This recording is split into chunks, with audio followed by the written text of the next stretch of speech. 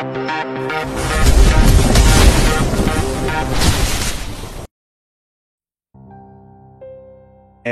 53. Pernikahan kontrak Sang CEO. Maaf kau sudah menunggu lama. Andrew berjalan menghampiri Diana tanpa memperdulikan Mike, yang duduk di sana dan menatap mereka tidak mengerti. Mulut Mike masih terbuka dan air liurnya menetes, membuatnya terkejut dan buru-buru memalingkan wajahnya, kemudian mengambil sapu tangan untuk mengusapnya. Andrew duduk di samping Diana, menggenggam tangan gadis itu dan memandangnya dengan pancaran kasih sayang. "Apa yang membuat kalian kemari?" tanya Andrew dengan lembut. "Kau tidak suka?" Diana berbalik bertanya. Andrew terperangah. "Tentu saja aku suka, kehadiran kalian adalah kejutan yang menyenangkan." Diana tersenyum lembut melihat reaksi Andrew. "Konrad yang mengusulkan. Dia ingin menemuimu. Tapi tampaknya dia kelelahan ketika menunggumu," jawab Diana sambil membelai kepala Konrad di pangkuannya. "Maafkan aku. Tidak ada yang memberitahuku kalau kalian datang. Aku bisa menghentikan rapat lebih awal." Andrew mengecup tangan Diana sebagai ungkapan penyesalan. "Sudahlah, tidak apa-apa. Pekerjaanmu juga penting. Maaf kami mengganggumu." Diana tersenyum manis. "Kau memang pengertian. Kalian tidak pernah menggangguku. Kalian orang paling penting bagiku." Andrew mengecup tangan Diana kembali dan kemudian keningnya. Sesaat kemudian dia hendak mengecup bisbir gadis itu, tapi Diana menolak dengan menundukkan kepalanya. "Ada orang, malu." Andrew menoleh ke arah yang ditunjukkan oleh Diana. Di sana tampak Mike sedang terengah-engah, Jowone melongo atau dombel kiki-kiki, dengan mata terbelalak menatap ke arah mereka. Andrew terkejut melihat kehadiran Mike di tempat ini. Sedari tadi dia bahkan tidak menyadari keberadaan Mike. "Sejak kapan kau di situ?" tanya Andrew ketus. Mike tersadar dan segera menutup mulutnya sambil menelan ludah kasar. "Ada masalah apa dengan telingamu?" Andrew menutupi pandangan Mike ke arah Diana dengan tubuh besarnya. Dia tidak suka dengan cara Mike bersikap hari ini. Itu. Apa tadi katamu?" tanya Mike balik dengan tergagap. "Benar-benar ada masalah denganmu. Ayo keluar dari sini. Masuk ke dalam kantorku." Andrew mendorong tubuh Mike untuk segera mengikutinya. Mike melangkah menuju ruangan kantor Andrew dan sebelum menutup pintu dia menyempatkan diri melirik ke arah Diana. Di dalam ruangan. "Mau apa kamu kemari?" tanya Andrew. "Itu. Siapa gadis itu?" tanya Mike tanpa memperdulikan pertanyaan Andrew. "Apa urusanmu bertanya?" Andrew benar tidak suka dengan sikap Mike. "Ayolah. Jawab saja pertanyaanku. Siapa gadis itu?" "Babysitter. Terlalu cantik dan anggun kalau hanya untuk." "Tutup mulutmu. Dia bukan babysitter," jawab Andrew ketus. Sangat mengherankan bisa-bisanya Mike yang cerdas mengatakan hal seperti itu. Sudah kuduga dia terlalu bagus untuk menjadi hanya pengasuh anak. Apakah dia? Mike tidak melanjutkan perkataannya, hanya menggerakkan kedua jari telunjuknya ke arah Andrew, dan ke arah pintu kemudian menyatukan kedua telunjuk di depan dadanya dengan wajah ragu. "Apa maksudmu? Mau menjadi pantomin kamu? Oh, kalau tidak ada apa di antara kalian, berarti aku bisa mendekatinya." Mike menyeringai dengan ide yang baru saja terlintas di kepalanya. "Jangan macam-macam. Memangnya kenapa? Dia bebas memilihkan." Mike mengerling menggoda. "Jangan bertindak terlalu jauh atau aku akan pindahkan kau ke Afrika," ancam Andrew. Takut. Mike menggoda dengan pura-pura menggigil di depan Andrew. "Sejauh mana hubungan kalian?" tanya Mike menyelidik. Bagi Mike yang biasa bersenang-senang dengan wanita bersama Andrew, ini merupakan hal luar biasa, karena teman di hadapannya ini tidak mau berbagi wanita. Jangankan berbagi, keberadaan wanita ini seakan-akan disembunyikan. Apalagi sikap Andrew yang seakan-akan amat melindungi wanita itu. Bukan hanya itu, gestur tubuh dan ekspresi wajah apalagi sorot mata yang tampak amat sangat memuja wanita tadi. "Kau benar-benar serius dengan wanita itu?" tanya Mike lagi karena Andrew tetap diam saja. "Dia wanitaku Mike, jangan pernah menyentuh dia." Kalimat Andrew pelan tapi tegas. Mike menghela nafas mendengar perkataan Andrew. "Apakah karena dia kau begitu menutup diri dan menghindari pesta malam kita?" tanya Mike penasaran. Andrew mengangguk menjawab pertanyaan Mike. "Luar biasa. Wanita seperti apa dia hingga membuatmu seperti ini?" Mike menggelengkan kepala antara kagum dan tidak percaya. "Wanita sederhana yang apa adanya. Wanita yang mampu membuatku nyaman," desah Andrew. "Kau benar-benar berubah. Apa tujuanmu datang hari ini?" "Aku hanya ingin mengajakmu pesta malam ini di Hotel Hilton. Sudah lama kau tidak pernah bergabung, banyak yang menanyakanmu. Tapi aku rasa kau sudah tidak berminat, atau aku salah?" tanya Mike menggoda. "Pergi kau. Kau sudah tahu jawabanku." "Hahaha. Oke. Mike tertawa terbahak-bahak melihat sikap Andrew yang dongkol. Saat yang bersamaan teleponnya di kantor Andrew berbunyi. "Tuan, Nyonya Rahel datang dan sedang menunggu lift menuju ke ruang Anda." "Sid, bilang aku tidak ada." "Sudah Tuan," tapi dia tetap bersikeras.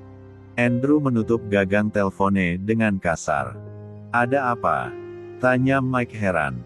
"Rahel sedang menuju kemari. Apa dia belum tahu tentang wanita itu?" Andrew diam menatap Mike tajam. "Oh, wanita itu yang belum tahu tentang Rahel." Mike ternganga kembali. "Aku harus membawa mereka pergi." Andrew berdiri dari kursi dan bergegas ke depan. "Tunggu. Kau temui Rahel, selesaikan masalahmu. Biar aku yang membawa mereka menghindari wanita gila itu." Mike menahan tangan Andrew, yang hendak membuka gagang pintu. "Jangan macam kau. Kau bisa percaya padaku. Kalau tidak kau bisa membuangku ke laut." Mike terkekeh. "Awas aku pegang perkataanmu." Andrew membuka pintu dan bergegas menuju Diana. Conrad sudah bangun di sisi Diana. "Daddy." Conrad berdiri dan memeluk Andrew. Andrew balas memeluknya dan berbisik di telinga Conrad, "Rahel akan datang. Pergilah dengan uncle Mike." Conrad menatap Andrew dan buru-buru mengangguk. "Diana, aku ada urusan mendadak. Bisakah kau ikut dengan Mike? Aku akan segera menyusul kalian," kata Andrew. "Kami bisa menunggumu di sini. Ayo Unti." Conrad bosan di sini. Conrad menarik tangan Diana. Baiklah." Diana menuruti kemauan Conrad dan mengikuti langkah Mike, sambil menoleh kepada Andrew yang menatap mereka dan menganggukkan kepala meyakinkan Diana. Mereka berdiri di depan pintu lift. Saat yang mendebarkan. Biasanya hanya satu lift yang akan menuju ke lantai ruangan Andrew. Saat ini kedua lift sudah dipencet dan sama-sama menuju lantai atas. Conrad tampak bersembunyi di belakang Diana, di mana membuat wanita itu merasa heran. Sedangkan Mike berdiri tepat di depannya seakan-akan hendak menyembunyikan dirinya. Mike menghalangi pandangan Diana. Andrew tegang, Mike berdebar, Conrad ketakutan dan Diana merasa heran. Francisca yang mengerti situasi itu segera berdiri di depan salah satu lift. Andrew tidak dapat menyembunyikan mereka di ruangannya. Karena dia tahu kebiasaan Rahel apabila datang, mereka akan berargumen keras dan Rahel akan membuka setiap pintu yang ada di ruangan Andrew. Kedatangan Rahel selalu dia tolak. Dan saat ini entah kegilaan macam apa yang terjadi, sehingga Rahel nekat datang dan langsung menuju ke ruangannya. Ting! Pintu lift terbuka perlahan bersamaan. Episode 54. Mengherankan melihat sikap Andrew yang terkesan tidak sabar, mengirim dirinya pergi bahkan dengan pria yang baru saja dikenalnya. Sikap Mike dan Francisca yang berubah tegang dan Conrad yang biasanya bergelanyut manja, sekarang diam di balik punggung Diana dan menggenggam erat baju bagian belakang. Diana heran. Sekilas dia melihat wajah Andrew yang tanpa senyuman. Tidak seperti biasanya. Apakah kedatangannya begitu mengganggu dan tidak layak sehingga dia ingin cepat-cepat mengusirnya pergi? Hal itulah yang terlintas di benak Diana. Ting! Pintu lift terbuka. Mike bergegas membuka jalan dan Francisca setengah mendorongnya masuk ke dalam lift kosong. Saat bersamaan ketika dia masuk, lift di sebelah terbuka. Ting! Bersamaan dengan pintu liftnya yang hendak tertutup, Diana melihat seorang wanita melintas. Wanita dengan rambut pirang yang sekilas saja tampak cantik, mewah dan angkuh. Inikah alasan Andrew menyuruhnya cepat-cepat pergi? Siapa wanita itu? Apakah mereka? Hatinya berdegup kencang. Ada rasa sakit yang baru pertama kali dia rasakan sangat nyeri. Diana meletakkan tangannya di dada dan sedikit menunduk. "Hai cantik, kau tidak apa-apa?" tanya Mike dengan penuh kekhawatiran. "Aku tidak apa-apa," jawab Diana setelah bisa mengatur nafasnya dan mengendalikan diri. "Kau yakin?" tanya Mike penasaran. "Lia." Diana tersenyum berusaha meyakinkan Mike. Ting! Pintu lift terbuka dan mereka sudah sampai di lobi. "Tunggu di sini, aku akan menyuruh bellboy mengambil mobil dan membawa kalian ke restoran." Mike, "Tidak perlu. Kami datang dengan Papito. Tapi aku berjanji dengan Andrew, akan mengajak kalian ke restoran dan Andrew akan menyusul segera. Kami bisa pergi dengan Papito, Mike. Tapi, kau bisa menyusul dengan mobilmu bila kau ingin. Oke. Pergilah ke Hotel Four Seasons.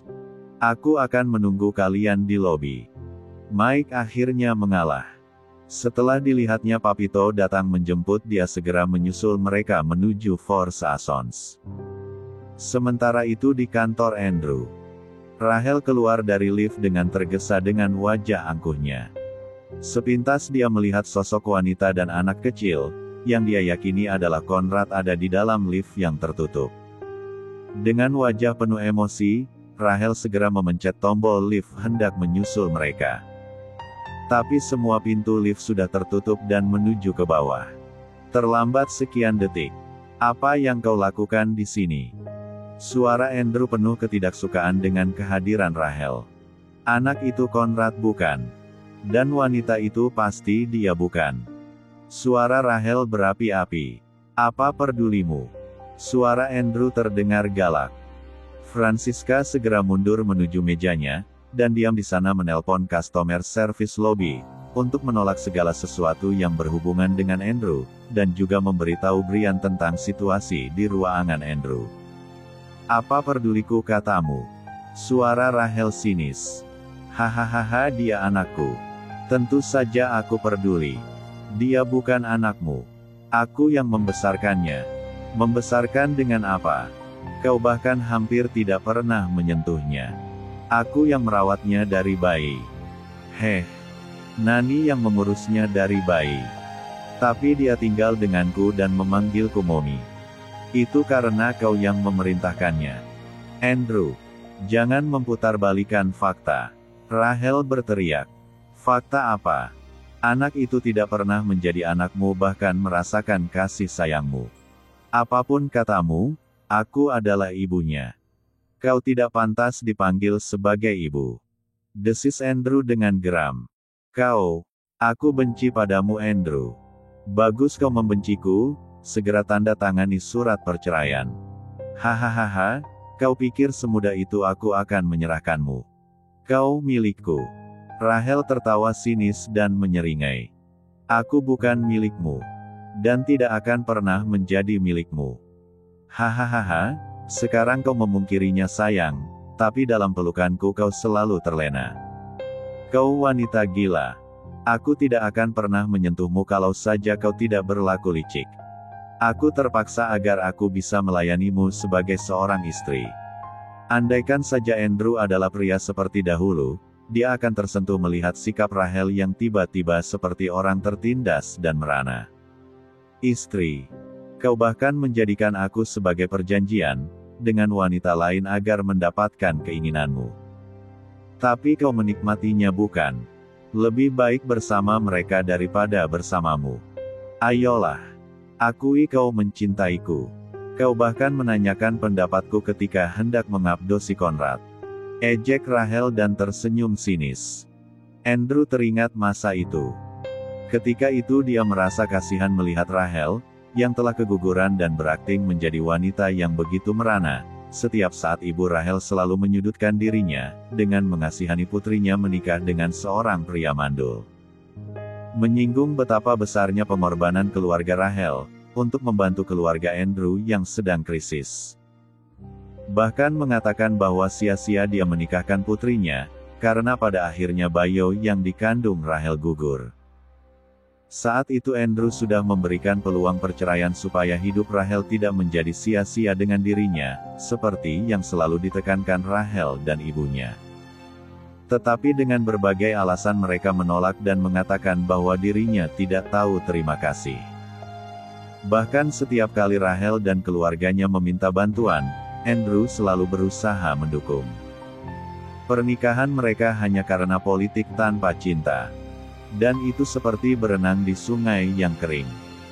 Dan ketika Brian membawa berita tentang Conrad, Rahel yang mendengarnya kemudian memaksa Andrew untuk mengabdosi bayi laki-laki itu dengan alasan untuk menghibur dirinya.